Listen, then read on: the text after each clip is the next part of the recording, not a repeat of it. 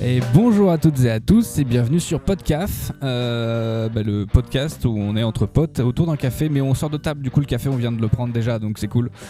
Aujourd'hui je suis avec, on est en famille pour cet épisode là, il y a Margot que vous avez déjà vu dans la saison 1 pour l'épisode sur le doublage. Le doublage, c'est ça, merci. Donc Margot qui est de retour avec nous. Hello.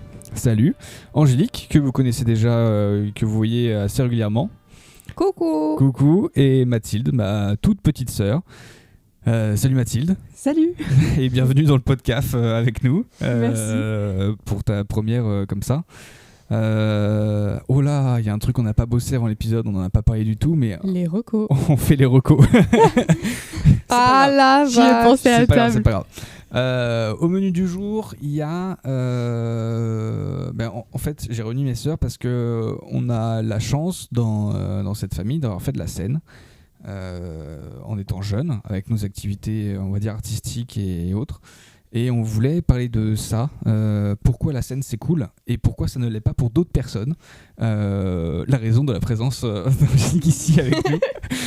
Et du coup voilà, donc ce sera le sujet de l'épisode, mais avant ça traditionnellement on a les recos, et comme on est 4 il va falloir aller un peu vite sur les recos, histoire d'avoir du temps pour pouvoir traiter le sujet d'après. Et j'espère que vous avez des trucs à recommander. Ouais, parce qu'on n'a vraiment pas préparé le délire là.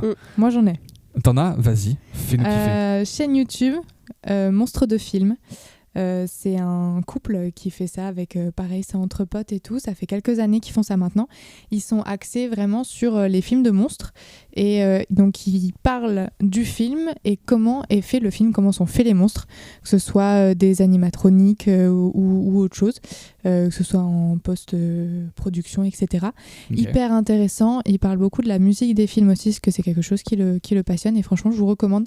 Ça s'appelle Monstre de film sur YouTube. Ils sont géniaux, très drôles. C'est vraiment truc entre potes, donc c'est vraiment sympa. Ok, super. Ouais. Très bien. Quelqu'un... Non, il faudra que tu me l'envoies parce que je suis pas sûre de m'en souvenir, mais de toute ça a l'air façon, vraiment on le mettra chouette. dans le podcast, donc ouais, en description. On partagera ça. Quelqu'un d'autre a une reco ou pas ? Oh bah allez-y, je vous en prie. À la limite, on est allé voir avec Margot justement il y a de ça quelques semaines, Chien 51 au cinéma, un film avec... Oui, Adèle Exarchopoulos, Gilles Lelouch, ouais. Et je sais plus comment il s'appelle, Louis Garrel. Ça doit être ça. Bref, c'était un super bon film, enfin en tout cas nous on a adoré. Bon, juste le son dans le cinéma était beaucoup trop fort, mais donc j'ai l'impression avec que les balles. C'est un truc qui revient assez. C'est incroyable. Le son, ils ont un problème. Fort, hein. Ouais, on est bien d'accord. C'est quoi les 2 derniers films qu'on allait voir ? C'était le film avec Robert Pattinson là, à Limoges. Dans l'espace où il sert de cobaye pour plein de trucs. Oui. J'ai plus le nom. De Bong Joon-ho là. Alors super film, mais pareil, le son trop fort. Et la dernière fois, c'était encore dans une autre salle. Je sais plus ce que c'était. C'était le film avec... tu sais, au début, il y a une grande scène que j'ai juste pas pu regarder. Tu te rappelles pas ? Si, je me souviens. L'autre... Mais je sais pas le film. L'autre... Ah merde, je vais regarder. Comment il s'appelle, l'acteur, là ? Il a vieilli. Oui. Oh la vache, ouais. Alors, se souvenir des noms, c'est de famille aussi, ça. Ouais. Mais oui, pareil. Mais j'ai l'impression que c'est que sur les films d'action, parce qu'on est allé voir, je suis allée voir 2 pianos ce week-end, et franchement, niveau son, c'était très chill. Ok. C'est vraiment, on a l'impression d'être dans Netflix en fait, où dès qu'il y a des films d'action, ils mettent plus fort, et quand c'est des dialogues, ils mettent moins fort. C'est impressionnant. Mais c'est chiant, hein, parce que du coup, le montage est vraiment pas c'est insupportable. Pas linéaire quoi. C'est la première fois que je me fermais que je me bouchais les oreilles, que je me bouchais les oreilles dans un cinéma quand même. Alors moi ça m'arrivait déjà, mais là c'est de pire en pire quoi. Ouais. Donc c'est chier. Ok, super reco pour Chien 51, ça fait partie des films que j'avais envie de voir cette année. Ok. Et t'en as pensé vraiment du bien toutes les deux, c'était cool. Ouais, franchement très très bien. Ouais, franchement il était cool, mais c'est surtout que c'est un film d'action, tu t'attends pas à avoir une histoire d'amour quand même dedans. Ouais. Et c'est franchement sympa à regarder, et même niveau... en fait on s'ennuie pas. Au départ on se dit ça a l'air un peu long, et en fait ça rentre direct dans le vif du sujet, et non c'est cool, ça passe vite, donc c'est très bien. Faudra qu'on le regarde. Ouais. Ta mère aussi m'a dit que c'était un bon film. Okay. Ouais, ils y sont allés ce week-end aussi. Et l'histoire d'amour est très en douceur, c'est pas un truc hyper présent. c'est pas un truc hyper présent, quoi. Elle est vraiment en arrière-plan et c'est très intéressant à voir. Il est bien filmé et niveau photographie, il m'a un peu fait penser à L'amour ouf. Ouais. Donc franchement, non, super film. Ok, du coup là, je le rajoute à ma liste de films parce qu'il y a Yoroi ou Yotoy Yoroi qui est sorti là, qu'il faut que je vois parce que j'aime bien ce que fait Orelsan de manière générale, donc j'aimerais bien voir ce qu'il fait et dans les meilleures conditions possibles, donc au cinéma. Et puis Chien 51 parce qu'il y a des acteurs que j'aime bien dedans, Gilles Lelouch que je trouve toujours très cool. Et donc ouais, ok, bon c'est en projet. Alors du coup le film dont on parlait tout à l'heure, c'est Une bataille après l'autre. Une bataille après l'autre avec Leonardo DiCaprio. Et très peu, oui. Oui.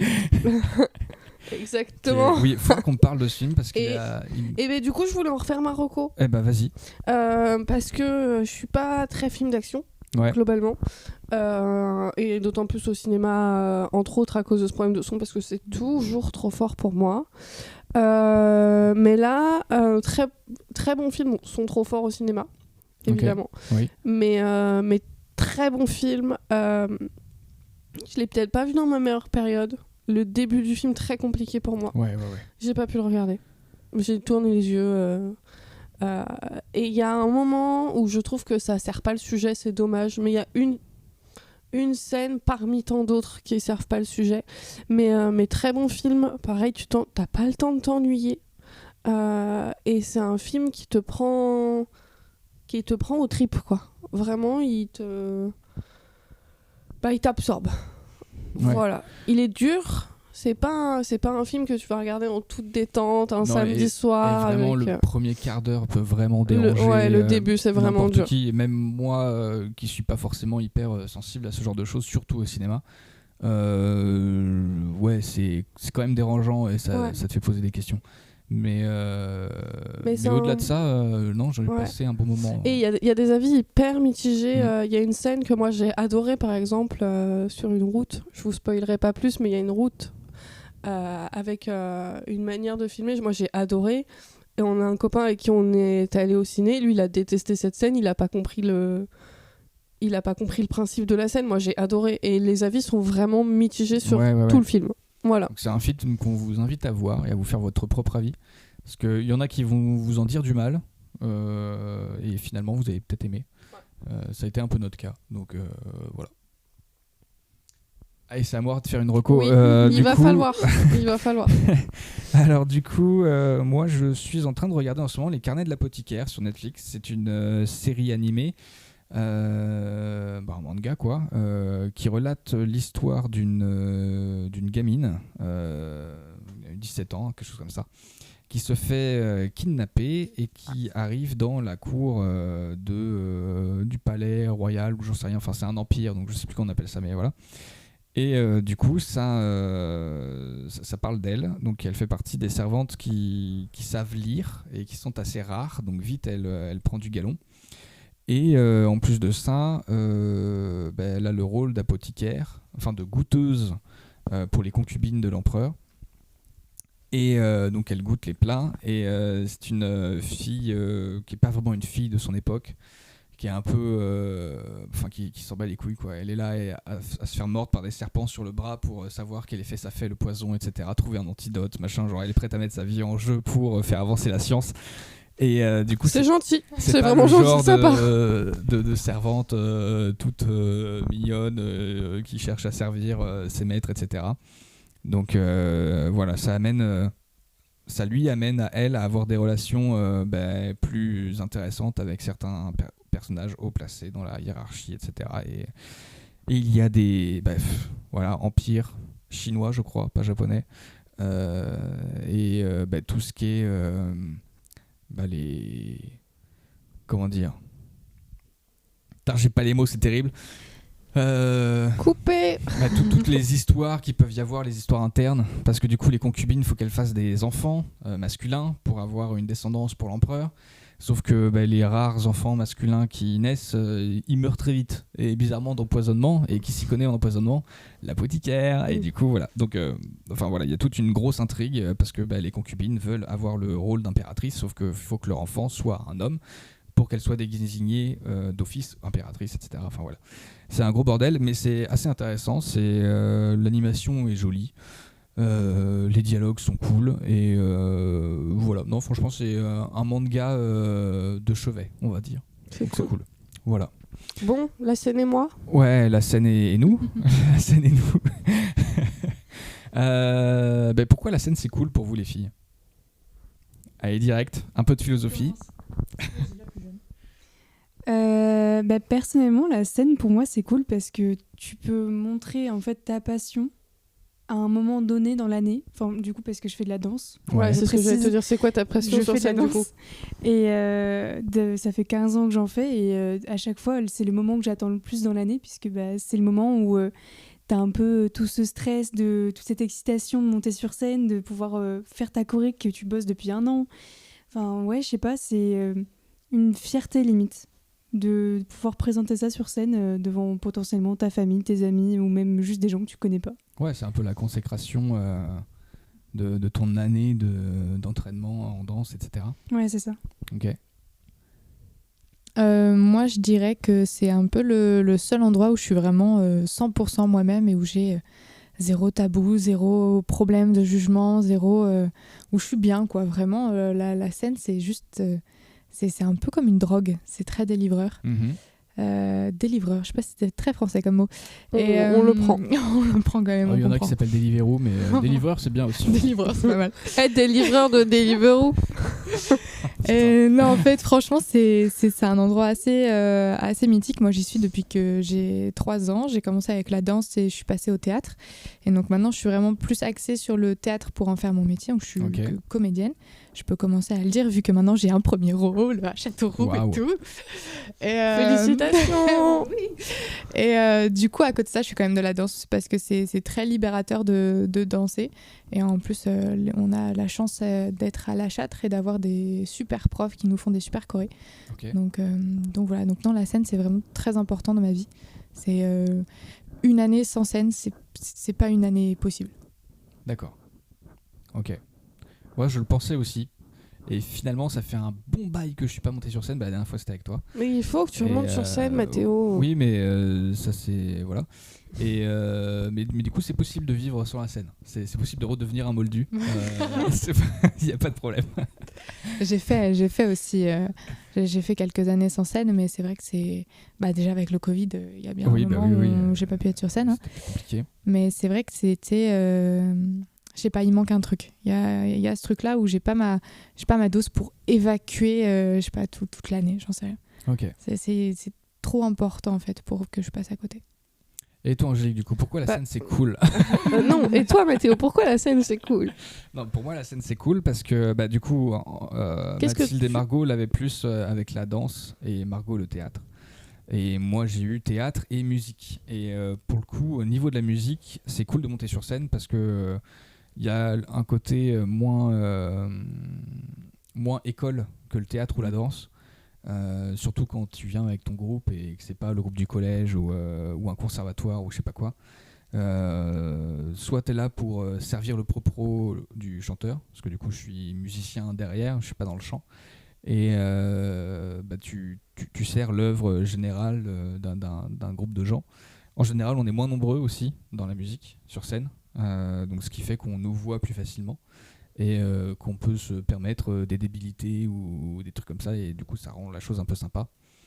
Et il y a ce côté à la musique où, suivant ce que tu fais évidemment, parce que c'est pas quand tu fais du gros métal symphonique ou des trucs comme ça où tu vas t'amuser à te déguiser en clown et à faire le pitre sur scène, mais pour d'autres styles de musique tu peux faire absolument ce que tu veux, et il y a tout le côté scénographique qui est cool, même si faut des moyens. Mais derrière, voilà, non, la scène, c'est quelque chose qui permet de se libérer, de montrer ce que tu sais faire aussi, de flexer, on va pas se mentir. Et puis, ça permet de servir un propos quand tu as des choses à défendre, des idées, ou qu'il y a des trucs qui te font chier et que tu le dis, parce qu'il y a forcément des gens qui pensent comme toi, et d'autres qui pensent exactement l'inverse, mais ça permet d'ouvrir les débats, et c'est ça la culture. Donc voilà. Et moi, du coup, pourquoi la scène, c'est cool? Ça. Moi, je trouve ça très cool de voir les scènes, mais pas du tout d'y participer. C'est une angoisse totale pour moi. J'ai toujours été très angoissée alors pas de l'image que je renvoie, mais que les gens me regardent et aient une attention sur moi. Attention sur moi. Et depuis toute petite. Alors, on en parlait tout à l'heure avec Margot. On est d'accord sur le fait que quand on était à l'école, dans le système scolaire, lire devant quelqu'un, répéter quelque chose devant quelqu'un, c'est hyper angoissant. Mais pour moi, c'est resté. J'ai une très grosse angoisse sociale. J'ai une phobie scolaire de base et aujourd'hui une angoisse sociale. Et le fait qu'on me regarde, qu'on ait de l'attention sur moi, qu'on fasse attention à ce que je fais, qu'on me voit, juste le fait d'être vu, pour moi, c'est horrible. Donc me produire en spectacle, danse, théâtre, alors on parle pas du chant, hein, mais Non, pas on ici. s'en passera. Ni d'incarner un personnage. Voilà, incarner un personnage, jouer à un jeu de société où on incarne un personnage, pour moi c'est hyper compliqué. Enfiler un costume, bon aujourd'hui ça va mieux, je le prends beaucoup plus à la rigolade, mais enfiler un costume, c'est pas ok pour moi, je me sens pas bien, je me sens pas à l'aise, je suis pas... Enfin, d'un coup, ça me fute, vous voyez ce que je veux dire? Ouais. Je vois ce que tu veux dire. C'est vraiment une très très grosse angoisse pour moi, c'est la scène, pour moi, c'est vraiment pas cool. Voilà. J'ai eu l'occasion... Vas-y. Non, mais j'allais rebondir du coup sur le truc scolaire dont on a parlé tout à l'heure. J'ai là de te réécouter en parler. En fait, je viens de comprendre pourquoi moi j'avais ce problème-là aussi à l'école. C'est parce qu'en fait, à l'école, c'est toi. Ouais. Tu peux pas, tu sais, t'es pas sur scène, t'es pas dans la pénombre, tu vois les gens autour de toi et c'est toi qui lis, c'est toi qui te, du coup, qui faute si t'as pas la bonne réponse, si ton exposé plaît pas, si tout ça, c'est ça le problème. Alors que sur scène, c'est pas toi. Toi, Ouais, ce que je veux c'est dire, un tu peux personnage. être qui tu veux, Ouais. Et moi, Mais je suis c'était pas vraiment capable. ça la différence. Moi, Mais je suis du pas coup, capable, ouais, tu vois. Mm. C'est l'un de mes... Bon, c'est pas un problème particulièrement, tu vois, mais... Ça va, t'arriver à vivre Ouais, quand ça même. va. Mais tu vois, faire un jeu de société avec des amis, hein, il y aura pas de jugement, etc. Incarner un rôle, incarner un personnage, mentir. Vous savez, il y a des jeux où il faut ne pas dire la vérité pour pas te faire démasquer. C'est pas possible pour moi. Et ça m'angoisse, parce que si je fais mal, mes amis vont pas me juger, mais non, c'est pas possible pour moi. J'ai peur qu'on me voit. Ok. Voilà. Mais je vous admire d'être capable de faire ça, franchement, c'est incroyable. Moi, j'adore venir vous voir ici en fin d'année, spectacle de danse, danse, théâtre, j'adore. Bon, Mathéo, là, on attend. Là, ça commence à se faire attendre. Mais ouais, non, franchement, je vous admire, j'adore. Il y a ce côté de drogue, Margot t'en parlait tout à l'heure, mais ce côté drogue où la le drogue, c'est mal. stress d'avant spectacle est vraiment, vraiment particulier. C'est pas un stress avant un bac ou avant un examen ou avant un entretien d'embauche ou je sais pas quoi. Mais par contre, moi, dans ce genre de situation, je suis pas stressée, hein. Bah ouais. Vraiment. Je sais pas comment tu fais. Entretien d'embauche, ça va, parce que j'en ai tellement passé maintenant, je gère. Tu maîtrises. Puis je sais ce que je vaux au taf, donc je gère. Mais par contre, vraiment, tout ce qui a été bac, examen, mais même un contrôle, juste un contrôle d'histoire géo de Monsieur Joss, là au lycée, mais c'était horrible, parce que je savais que j'allais le planter, le contrôle. Et justement, pourquoi des stresser, dissertations, alors, des trucs comme ça. finalement. Mais parce que, en fait, c'était... T'avais le truc d'après d'avoir la note, tu vois, et de dire, putain, je taffe, et j'arrive quand même pas à rendre ce que je sais, quoi. Je comprends. Parce que cette histoire de dissertation de merde. Mais du coup, non, le bac, horrible. C'est pas le même stress. Là, c'est un bon stress que vous vivez. Ouais, c'est une excitation, en fait. Et c'est un stress qui est hyper communicatif et que tu partages avec des gens. Enfin, sauf en one-man show ou un truc comme ça, mais en général, tu le partages avec ta troupe et c'est quelque chose qui est... C'est un moment très privilégié entre quelques humains qui s'apprêtent à vivre un truc qu'ils ne vivront plus. Parce que la représentation qu'ils vont faire sur scène à ce moment-là, c'est une représentation parmi tant d'autres. Mais elle sera unique parce que c'est la seule représentation où il y aura ce public-là, cet ingénieur son-là, cette scène-là, ces rideaux-là, j'en sais rien. Ça rend un moment vraiment plus unique et tu arrives plus facilement à prendre du recul sur des moments comme ça que là, ce qu'on est en train de faire, on le vivra peut-être plus de notre vie à ce moment-là. mais on ne C'est presque prendra philosophique. pas le même recul que si on allait sur scène. Ça sacralise un peu la chose, je trouve. Le Mais, truc de ça. et je vois, Mathilde, je te sens pas particulièrement stressée avant de monter sur scène. T'es stressée tout le temps dans la vie? La vie te stresse? C'est aussi cette famille. Oui, oui. Ok. La vie te stresse, mais par contre, quand tu vas monter sur scène, t'es un peu stressé, t'es un peu tendu, t'as un peu le trac, mais j'ai pas l'impression que ce soit plus, alors que c'est une représentation de fin d'année, c'est quand même pas rien. Enfin, voilà. Bah après, si je suis pas... Enfin, je suis stressée avec cette petite envie de faire pipi parce que c'est le trac. Voilà, c'est le concrètement. trac. Ça, c'est de famille apparemment. Voilà. Et mais c'est 15 fois au chiottes avant de monter sur scène, c'est un enfer. exactement. Mais oui, t'as toujours cette petite excitation parce que tu te prépares tout le temps. T'es avec, en général, 10 filles autour de toi. Tu te maquilles, tu te mets en costume. Tu montes sur scène, tu vois tous les gens passer, tu t'es là pour les soutenir à fond. Et toi, quand t'as ton moment d'arriver sur scène, tu te dis oula, oui, c'est vrai, ça va être à nous. Faut pas que je me plante. Mais d'un autre côté, je sais que je connais ma choré, donc je sais que je vais juste m'éclater en T'es fait. pour plus le faire. excitée qu'autre chose, je trouve. Ouais. Et par contre, moi, il y a un truc que j'adore, je trouve que je suis une super groupie. Oh oui. Oh oui, l'ambiance qu'on te met au gala là. Ah, les gars, Ah, quand il c'était y a génial. personne dans la salle et que tout le monde s'ennuie. Mais c'est même pas qu'il y a personne dans la salle, c'est qu'il y a des gens, mais Ils sont pas là. Mais Ils ouais. sont pas là. Bah, Voilà. c'est un gala quoi. C'est pas un spectacle ou quoi, c'est juste un Oui. gala. Donc ils sont là pour voir leur enfant, pour applaudir quand c'est leur enfant, mais quand c'est les enfants des autres, en fait, il y a un peu cette retenue, ce recul de ah bon, on s'en fout, Mais mon c'est gosse n'est dommage, pas sur on scène quoi. encourage Ouais, tout c'est le un peu monde. Mais individualiste, ouais. alors que c'est aussi les potes de tes gamins, Bah et ouais. tout. Donc, Ouais, je suis d'accord. Mais inviter Angélique pour mettre l'ambiance dans les salles, hein. C'est une dinguerie. Hein. Alors, je monte sur les chaises, hein. Je vous préviens. Je peux me tenir aussi. Si vous me dites de pas monter sur les chaises, je monte pas à chaque fois. Quand même. On verra là à la fin de l'année qu'est-ce que ça donne. Faut que je sois disponible pour venir vous voir cette Ouais. année. Et du coup, pour vous les filles, comment c'est venu? Est-ce que vous avez fait une activité parce que vous aviez envie de monter sur scène et faire quelque chose devant des gens? Ou juste parce que Ou votre frère le faisait juste déjà. parce que votre activité vous amenait à faire de la scène? Genre la danse, bah tu peux faire ton année de danse sans faire forcément de spectacle à la fin de l'année. Mais c'est quand même dommage de louper ça. Mais pareil pour le théâtre, tu peux participer à une troupe sans avoir de spectacle de prévu et faire juste des cours d'impro ou des trucs comme ça.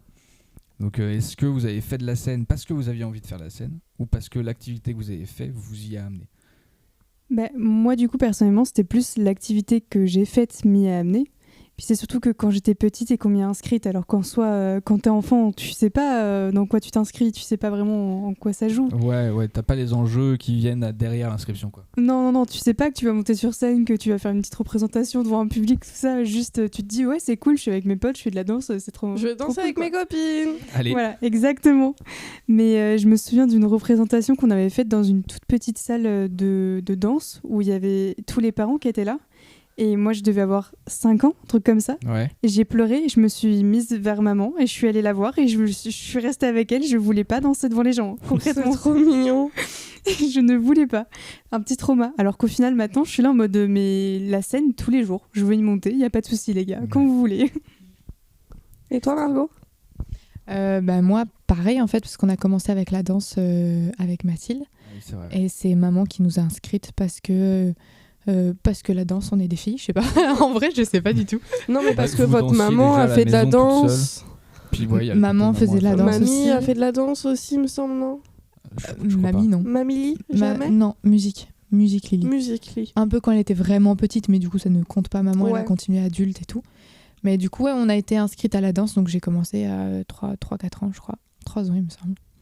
Et donc après, je sais pas, moi j'y suis. Surtout que ça, le premier spectacle avec Estelle, vu qu'on était des petits bouts de chou, elle était sur scène avec nous et puis elle faisait la choré avec nous, donc ça va, franchement, c'était chill. Et puis après, on y prend goût en fait. Hein. Et toi, Tout Mathéo, du bêtement. coup? Pareil, je crois que c'est l'activité. Après, ça a commencé de la manière suivante, c'est-à-dire que j'enregistrais des cassettes sur ma radio de groupes qui me plaisaient. J'avais même, je crois, enregistré sur une cassette de Dépêche Mode ou un machin comme ça, genre la grosse connerie. Mais bon, c'est pas grave, c'est passé. Et je jouais du air guitar sans savoir que ça avait un nom et que ça existait sur du Iron Maiden ou des trucs comme ça. Et je crois que les parents en ont eu marre et ils ont fait bon bah arrête et on va te payer des cours.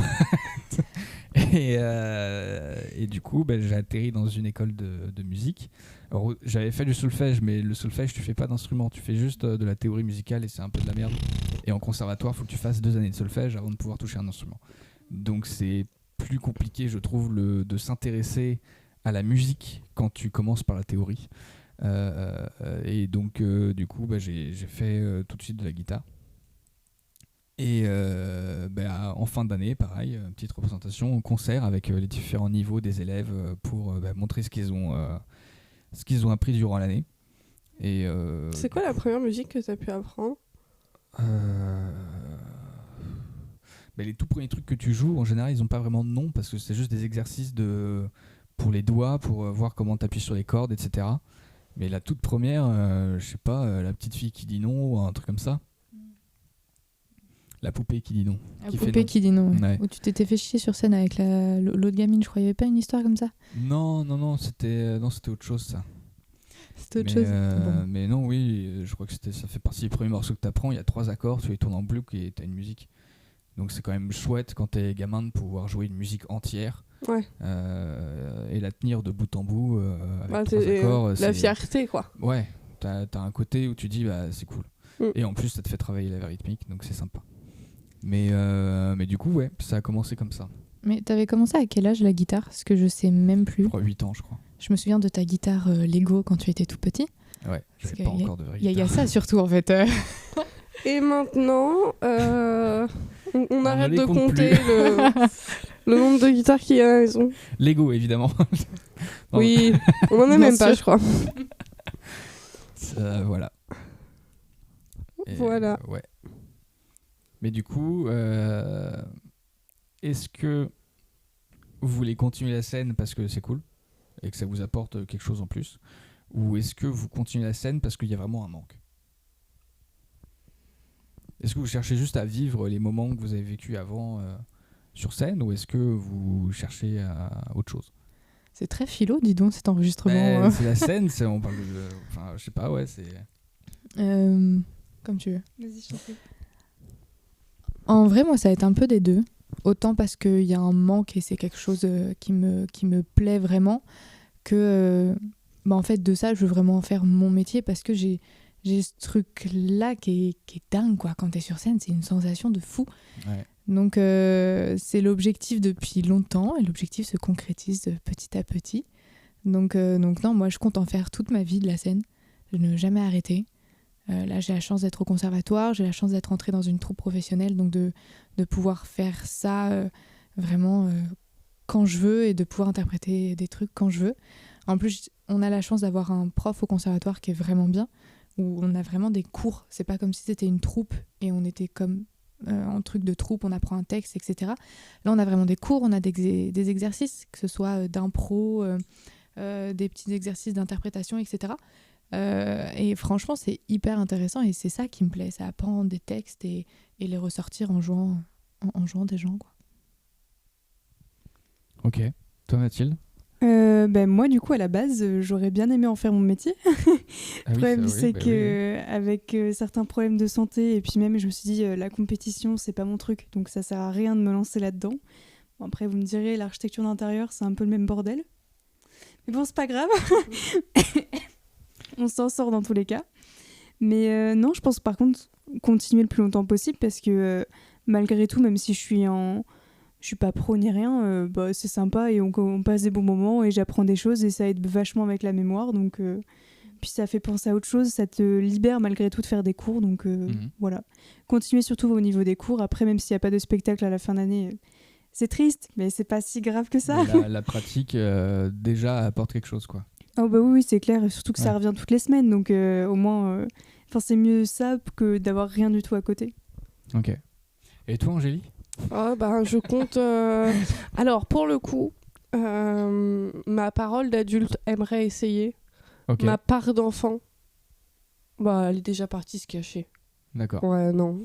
J'aimerais vraiment essayer de partager une scène avec toi ou avec Léo, par exemple. En théâtre ou... Ouais, en théâtre. Ok. Mais je vais éternuer, je crois. Putain, Pardon. elle voit dans l'avenir, vous avez vu ça? Super pouvoir. Non, j'aimerais vraiment essayer, mais la seule fois où dans ma vie j'ai fait des exercices de répétition avec des amis en qui j'avais vraiment confiance, bah rien Ouais. que là, c'est très très stressant pour moi. Du coup, vraiment une scène devant des gens, je suis pas sûre d'être capable. Mais j'aimerais un jour peut-être essayer. Ok, cool. Pas avec Margot, parce que Margot est trop forte. Ouais, abuse Mais pas non cool. plus. Par contre, je peux vous coacher. De faire des exercices de sophro pour t'aider à Extérioriser les chakras. extérioriser. Ok, cool. Donc t'aimerais essayer, d'accord. Et moi, pour la scène, le fait d'y retourner, déjà le fait d'avoir trouvé un groupe après toutes ces années et de pouvoir répéter avec des gens qui ont la même passion que toi pour la musique, voire qui sont même plus passionnés que toi et tout, parce que du coup la guitare, je suis un peu passé à côté depuis quelques années. Et le groupe, ça s'appelle Tamalou. Ouais. Regarde-moi parce cette que femme on a- fière de son, Ah, de c'est son ma mec, blague. quoi. On a un peu, ouais, ça fait 2 mois qu'on n'a pas répété parce qu'on a tous des problèmes de santé. On a eu des problèmes physiques, on s'est blessé, tout ça. Donc c'est un peu le bordel, mais. Mais ce qui est bien, c'est que on vous va y avez tout arriver. fait en même temps. On a tous été dans la merde en même temps, donc c'est très bien. Mais là c'est long et on est tous en manque de se retrouver, de pouvoir répéter ensemble. On avait des projets de concerts qui commençaient à tomber et tout, qu'on a dû annuler parce que physiquement impossible, ou alors trop short en termes de répètes avant les concerts, etc. Et puis niveau matos, toutes les salles ne sont pas équipées comme il faut pour pouvoir faire jouer un groupe. Donc au niveau matos, est-ce qu'il va y avoir besoin de trouver du matos ou pas, ou d'en acheter dans le pire des cas? Donc voilà, ça fait partie de toutes les questions qui font que on n'a pas encore pu se produire sur scène, mais le groupe, ça fait une dizaine d'années, je crois qu'il existe, et il a déjà été produit sur scène avec d'autres formations. Et donc là, ça leur tarde de pouvoir retourner sur scène avec ce projet-là. Et moi de faire de la scène au moins une première fois avec eux pour pouvoir kiffer avec eux le travail qu'on a fait, les morceaux qu'on a taffés, tout ça. J'ai hâte. Donc ouais, nous aussi on a hâte, on est très pressés de se retrouver et de pouvoir rejouer ensemble. Et du coup ouais, le fait de pouvoir retrouver déjà des gens qui font la même chose que toi, en plus dans le doom, le stoner qui a un peu un esprit différent du métal ou d'autres choses qu'on peut retrouver, en tout cas je le trouve, c'est cool d'être tombé avec eux et d'avoir trouvé ce groupe là, donc ouais, ça fait du bien déjà, juste les répètes, c'est déjà un bon gros défouloir, ça fait du bien. Et du coup, des projets théâtre ou pas pour l'instant? Pas pour l'instant, j'ai commencé à écrire une pièce. Mais j'ai juste les idées qui sont à plat sur une feuille voilà. Et du coup, il faut juste organiser tout ça et pouvoir prévoir une scénographie, etc. etc. Il n'y a pas vraiment de texte oral écrit, ce sera des choses, je pense, qui se feront un peu plus en impro. Parce que c'est pas une pièce qui prend quelque chose d'ancien à la Molière ou quoi, c'est quelque chose de très contemporain. Donc on va essayer de rester dans un langage qui correspond à ça et pas trop théâtraliser la chose. Et voilà, faut juste bien réfléchir à comment jouer ou faire comprendre certaines choses aux spectateurs. C'est difficile de pas vous faire comprendre le truc sans vous expliquer tout en entier. Mais comme c'est encore dans ma tête, j'ai pas envie d'en dire trop et de finalement pas résoudre les choses comme ça. Donc du coup voilà. Mais non, voilà, ça fait partie des projets, mais c'est pas un projet qui est vu sur le court terme. C'est vraiment, je pense pas qu'on fera ça dès l'année prochaine. Ouais, ça verra le jour quand ça verra le jour, et puis C'est autant ça. prendre son temps pour faire un truc vraiment concret et bien. Ouais. Et du coup, Mathilde, tu voudrais faire créer une chorégraphie? T'as déjà fait ça, non? Alors, moi-même, je ne l'ai pas fait. Juste, on a, effectivement, pour ma prof de danse, on a créé des chorés avec une amie qui est actuellement, du coup, prof de danse depuis 2 ans. Et effectivement, on en a fait 3, je crois, une année ou 2, je sais plus. Mais c'était super, genre, même juste de le montrer à notre prof de danse qui était là en mode « Quoi, vous avez fait ça? Incroyable !» Mais moi, toute seule, j'y pense. Mais à chaque fois que j'essaie de m'y mettre... Alors, je l'avais fait une fois, de commencer une choré, mais il y a un petit moment. Et j'ai perdu le papier, puis même l'écriture que j'avais faite, même moi, je me rappelle plus ce que je voulais dire par là. Donc les pages, je sais même plus ce que c'était. Et j'y pense de temps en temps, mais j'avoue, j'arrive pas à m'y mettre. J'arrive pas à m'y mettre parce qu'à chaque fois, je me dis oui, mais j'ai ça à faire, j'ai pas le temps. Donc je le fais pas. Voilà. Ok. Mais ça serait bien, peut-être un jour. Ce serait bien. Toi, Margot, pièce de théâtre? Écrire une pièce de théâtre, je suis pas sûre. C'est pas mon kiff à l'heure actuelle. Peut-être que ça viendra avec le temps. Quand tu seras vieille. Ouais, exactement. Quand je serai vieille, toute ridée, avec les cheveux blancs. T'auras plus l'envie de monter sur scène, ni le physique pour pouvoir monter Je les sais qu'il marches. allait dire quand t'auras plus de dents, je t'en ai envie aussi peut-être. Ouais, c'est pas pratique quand t'as plus de dents. Mais oui, non, pour l'instant, j'ai des projets d'écriture plus au niveau roman, série, etc. que j'ai depuis plusieurs années. C'est des trucs sur le long terme. J'attends de faire en fait, que ce soit vraiment correct, d'avoir tout décrit déjà. Ce serait bien. Et effectivement, tout le plan d'écriture dans ma tête, quoi, parce que là, j'ai le début, j'ai un bout du milieu, mais j'ai la fin. Mais maintenant, faut faire tout le reste. Mais sinon, non, j'ai des projets, donc projet d'écriture, projet de dessin, où j'ai été embauchée pour être dessinatrice sur un livre pour enfants, enfin des livres pour enfants. Donc à l'heure actuelle, ça voit le jour pareil, petit à petit. J'ai eu beaucoup de boulot à côté, donc j'ai pris beaucoup de retard. Mais sinon, non, écrire des pièces de théâtre, ça me tente pas. Par contre, continuer de monter sur scène, écrire des projets, oui. Là, on a trouvé pas mal de choses avec autant la troupe que mes potes du conservatoire. J'ai cette chance d'être dans la troupe pro avec des potes du conservatoire. Et en fait, on a trouvé pas mal de partenariats, on va dire, notamment avec l'Office du tourisme de la Brenne, qui aimerait faire des balades contées sur les légendes, bien, etc. du coin. Ils font ça vers chez nous aussi. J'aimerais bien qu'on Je trouve essaye ça de trop cool. participer. Et nous, on va essayer d'en créer. Donc voilà, à voir comment ça peut se faire. Sachant que la pièce qu'on fait à l'heure actuelle, on l'a fait avec Martine Laplace, donc ça s'appelle Le Château de Sable et de Vent. C'est une pièce qu'elle a écrite il y a longtemps, qu'on remet à l'heure actuelle sur scène. Et elle voulait changer quelques trucs, donc on fait aussi un petit travail d'écriture pour la fin, parce qu'au final, elle n'est plus satisfaite de la fin de la pièce. Et donc, c'est quelque chose que je pense qu'on va pouvoir faire comme projet avec elle, que ce soit conter des légendes de la Brenne tous ensemble et pouvoir s'organiser autour de ça, quoi. Okay. Donc voilà, donc des petits projets à droite à gauche, notamment avec l'association Résonance sur Châteauroux. Donc voilà. Très bien. Ok, super. Écoutez les filles, je suis ravi d'avoir fait un épisode comme ça en famille avec vous. Surtout sur un sujet qui nous a plus ou moins réunis toutes ces années. Ouais. Et ça c'est cool. Merci à toi en tout cas. Pas de problème. Et effectivement, ça nous a réunis puisqu'une fois on s'est retrouvés frères, sœurs et maman sur scène en même temps. C'est vrai. C'est vrai.